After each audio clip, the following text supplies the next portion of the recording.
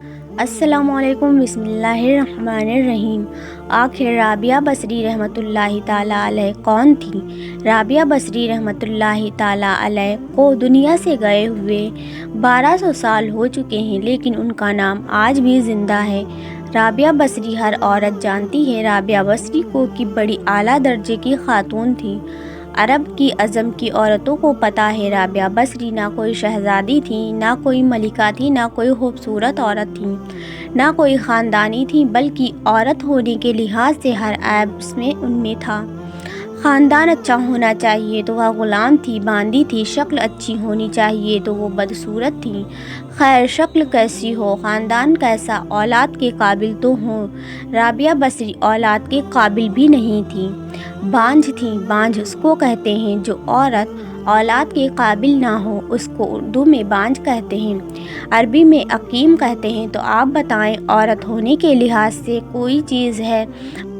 پہلا تاثر شکل، تو شکل کالی۔ دوسرا تاثر خاندان، غلام۔ تیسرا تاثر اولاد کے قابل نہیں، بانجھ ہے۔ میں نے کسی بادشاہ کی بیوی کا نام تو نہیں لیا، سکندر کی بیوی اور بنو امیہ اور بنو عباس کی ملکہ اور بیگم خاتون کے نام تو نہیں لیے۔ میں کہہ رہی ہوں رابعہ بصری، ان کی عادت یہ تھی، وہ روزانہ عشاء کی نماز کے بعد وہ غسل کر کے کپڑے بدل کر اپنے خاوند سے پوچھتی، آپ کو میری ضرورت ہے؟ اگر وہ کہتے کوئی نہیں ہے تو پھر پوچھتی مجھے اجازت ہے؟ وہ کہتے اجازت ہے تو پھر مصلی پر کھڑی ہو جاتی اور فجر کی نماز تک مصلی پر کھڑی رہتی۔ ان کے خاوند جلد ہی فوت ہو گئے تھے، جوانی میں بیوہ ہو گئی تو حسن بصری بصرہ کے امام، کیا سارے مسلمانوں کے امام تھے، وہ خود آئے، خود چل کر آئے کہ میں آپ سے شادی کرنا چاہتا ہوں۔ ان کو شادی کا شوق نہیں تھا، وہ تو اولاد کے قابل بھی نہیں۔ شکل صرف ان کی نیکی اور ان کا جو اللہ سے تعلق تھا، ان کو یہ لالچ ہوا کہ یہ میری بیوی ہو جائے تو اس کے طفیل سے شاید میری بخشش ہو جائے۔ تبھی تو وہ ان کے پاس آئے، کہنے لگے رابعہ میں آپ سے شادی کرنا چاہتا ہوں، میں خود پیغام لے کر آیا ہوں۔ تو انہوں نے فرمایا میری 4 باتوں کا جواب دے دو تو میں شادی کر لوں گی۔ کہنے لگے کیا ہے، کہیے۔ تو حضرت رابعہ بصری کہنے لگی بتاؤ، میں جنتی ہوں کہ دوزخی؟ یا تو میں کچھ نہیں کہہ سکتا۔ اچھا یہ بتاؤ، جب اللہ تعالیٰ قیامت میں اعمال نامے اڑائے گا، کسی کے سیدھے ہاتھ میں آئے گا، کسی کے الٹے ہاتھ میں آئے گا، میرے سیدھے ہاتھ میں آئے گا کہ الٹے ہاتھ میں؟ تو کہنے لگے یہ بھی کچھ نہیں بتا سکتا۔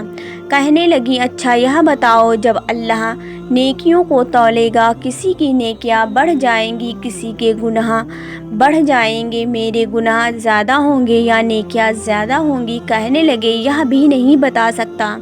اچھا یہ بتاؤ، جب لوگ پل صراط سے گزریں گے، کوئی پار نکل جائے گا، کوئی نیچے گر جائے گا، تو میں پار نکلوں گی کہ دوزخ میں گروں گی؟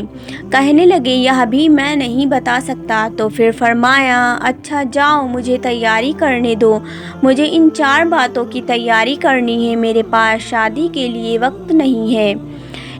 ایک دن اٹھی، سالن پکانے کے لیے دیکھا تو پیاز نہیں تھا۔ اب پیاز کاٹ کر ہانڈی میں ڈالا جاتا ہے۔ اب پریشان بیٹھی ہے، نہ کوئی بیٹا نہ بیٹی، نہ قوم نہ بھائی، نہ کوئی خادم اور نہ ہی خاوند۔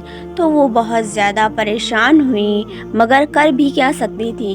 اب سوچ میں پڑ گئی، پیاز کہاں سے لوں؟ اوپر سے ایک چیل اڑتی ہوئی جا رہی تھی، اس کے پنجوں میں پیاز تھا۔ جب وہ اوپر آئی تو اس کے پنجے چھوٹے اور پیاز سیدھا رابعہ بصری کی گود میں آ کر گرا۔ جو ہم سے دوستی لگاتے ہیں، ہم پرندوں کو ان کا خدمت گزار بناتے ہیں، ہاں جب اللہ سے دوستی لگا لیتے ہیں، اللہ دنیا ان کے لیے مختصر کر دیتا ہے، اللہ دنیا ان کے پاؤں میں ڈال دیتا ہے۔ تو جب ان کا انتقال ہوا، رات کو ان کا انتقال ہوا، تو اپنی خادمہ سے کہا بس 2-4 آدمی بلا کے مجھے جلدی سے دفن کر دو، کسی کو نہ بتاؤ، صبح لوگوں کو بتا دینا اور مجھے کفن دینا میری اسی چادر میں جس میں میں تہجد پڑھا کرتی تھی۔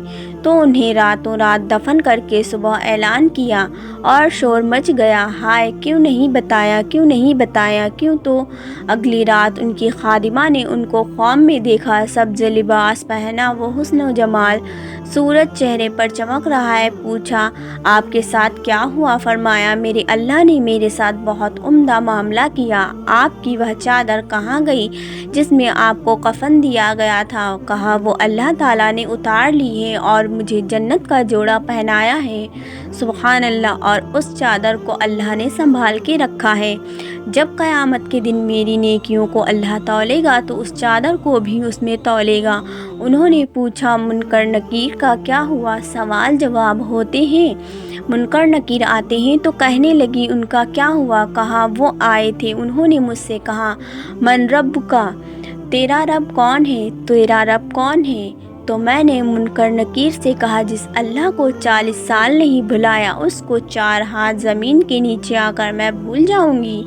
یہ نہیں کہا ربی اللہ، بلکہ یہ کہا یوں، جس رب کو 40 سال میں نہ بھلا سکی اس کو 4 ہاتھ زمین کے نیچے آ کر میں بھول جاؤں گی۔ منکر نکیر نے کہا کہ اس کا آگے کیا حساب لینا ہے؟ چلو بھائی واپس چلو، یہ بات آپ نے حضرت عمر سے فرمائی تھی۔ عمر وہ کیا دن ہوگا جب تو قبر میں ہوگا اور منکر نکیر آئیں گے زمین کو چیرتے ہوئے اور ان کے ہاتھ میں ہتھوڑا ہوگا، ساری دنیا کے انسان جن اٹھانا چاہیں تو اٹھا نہیں سکیں گے اور ان کی آواز میں بجلی کی طرح کڑک ہوگی۔ وہ زمین کو چیرتے ہوئے آئیں گے، ان کے دانت لمبے ہوں گے تو وہ آ کر تم سے سوال کریں گے من ربک من دینک من نبیک۔ تو حضرت عمر کہنے لگے یا رسول اللہ صلی اللہ تعالیٰ علیہ وسلم، میرے ہوش ٹھیک ہوں گے، جیسے میں اب بیٹھا ہوں میں ایسا ہی ہوں گا۔ تو ہمارے پیارے نبی حضرت محمد مصطفیٰ صلی اللہ تعالیٰ علیہ وسلم نے فرمایا ہاں تو ایسے ہی ہوگا جیسے تو بیٹھا ہوا ہے۔ تو کہنے لگے پھر میں اچھی طرح سے نپٹ لوں گا۔ تو جبرائیل آئے، جبرائیل علیہ السلام کہا یا رسول اللہ ہم دیکھ رہے ہیں آگے کی عمر کو جب قبر میں ڈالا جائے گا اور آ کر منکر نکیر ان سے سوال کریں گے من ربک، تو یہ کہیں گے ربی اللہ فمن ربک، میرا رب تو اللہ ہے، تم بتاؤ تمہارا رب کون ہے؟ میرا دین تو اسلام ہے، تم بتاؤ تمہارا دین کیا ہے؟ تو وہ منکر نکیر کہیں گے عجیب بات ہے، ہم تمہارا حساب لینے آئے کہ تم ہمارا۔